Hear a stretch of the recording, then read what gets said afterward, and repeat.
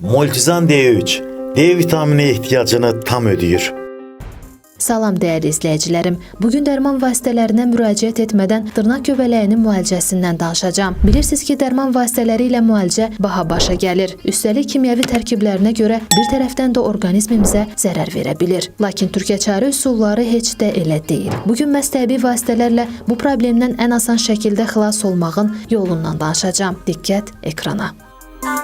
Dəyərli izləyicilərim, bu kimi videolarımızın davamını görmək istəyirsinizsə, videomuzu bəyənməyi və kanalımıza abunə olmağı sizdən xahiş edirəm.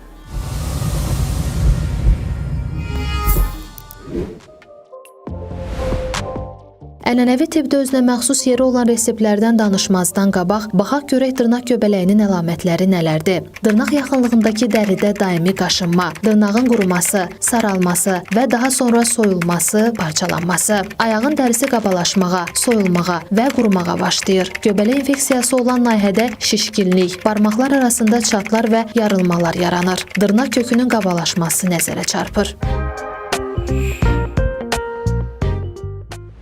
Heç kim göbələkdən sığortalanmayıb, bəs niyə hamı yoluxmur? Elmi araşdırmalar zamanı məlum olub ki, hər hansı bir xroniki xəstəliyi olmayanlar və ya göbələk infeksiyası mənbəyi olan məkanlarla təmas etməyənlər bu problemdən tamamilə uzaq şəkildə həyat keçirə bilərlər. Risk qrupuna isə immuniteti ümumi zəifləmiş insanlar, həm də qalxana bənzər vəz xəstəliklərindən, şəkərli diabet və piylənmədən əziyyət çəkənlər daxildir. Belə insanlar hava keçirməyən ayaqqabı, həmçinin sintetik çorab geyinən kimi göbələyə yoluxurlar. Bəs göbələyə necə məğlub etmək olar? Bu xəstəliyə qarşı mübarizə aparmaq üçün yalnız göbələyin mənbəyini məhv etmək deyil, həm də təkrar infeksiyaya səbəb olan amilləri aradan qaldırmaq lazımdır. Aptek dərmanları təsirli olur, lakin çox baha başa gəlir və bir sıra yan təsirlərə malik olur. Xüsusilə dərmanların ağızdan qəbulu halında yan təsirləri nəzərə almaq vacibdir. Ancaq təbii vasitələrin köməyi ilə göbələklə mübarizəyə cəhd edə bilərsiniz. Bu vasitələrin ən əsas fərqi odur ki, onlar gündəlik istifadə etdiyimiz məhsullardan hazırlanır və orqanizmə mənfi təsirləri minimal həcmdədir. Əgər göbələk infeksiyası uzun müddət davam etsə, təbii müalicə üsullarına aspirin kimi dərmanlar da daxil etmək olar. Zədələnmiş nahiyədə gələvi mühitini turşulu mühitə çevirmək lazımdır ki, infeksiya inkişaf edə bilməsin. Xalq təbabətindən götürdüyümüz bu resept məhz belə bir mühiti dəyişən xilas yolu kimi çıxış edəcək. Çünki göbələk turşulu mühitdə yaşaya bilmir. Təbii tibbi vasitələr antiseptik təsirə malikdir. Həm göbələyin özünü, həm də onunla birgə yaranan infeksiyaları öldürür. Göbələk əleyhinə vasitəni necə hazırlamaq olar? Effektiv məlhəmi hazırlamaq üçün lazım olanlar: aspirin iltihabı aradan qaldırır və bərkimiş dırnaqları yumuşaldır. Sirkə turşusu dərdə turşu mühiti yaradır və bakteriyaları öldürür. Çay ağacı yağı digər maddələrin antiseptik təsirini artırır. Kokos yağı dərini yumuşaldır və normallaşdırır.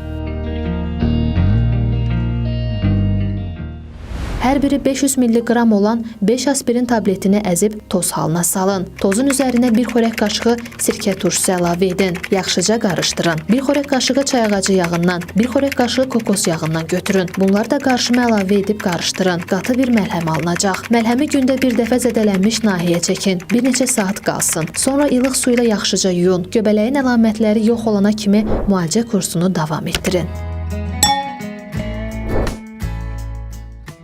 Lakin xüsusi bir şey də qeyd etmək istəyirəm. Məlhəmi istifadə etməmişdən qabaq içindəki komponentlərdən birinə allergiyanızın olub-olmadığını yoxlayın. Bunun üçün məlhəmdən qolunuza çəkin və bir neçə dəqiqə gözləyin. Əgər qızartı və yanma hissi yoxdursa, demək rahatlıqla ondan istifadə edə bilərsiniz. Xoşbəxtlikdən bu məlhəmin yaratdığı allergik reaksiyalara nadirən rast gəlinir. Aspirin ağızdan qəbul edildikdə yan təsirlərə malikdir. Bu danılmazdır. Lakin dəriyə tətbiq edildikdə heç bir yan təsiri yoxdur. Eyni şeyləri sirkə turşusu haqqında da deyə bilərik.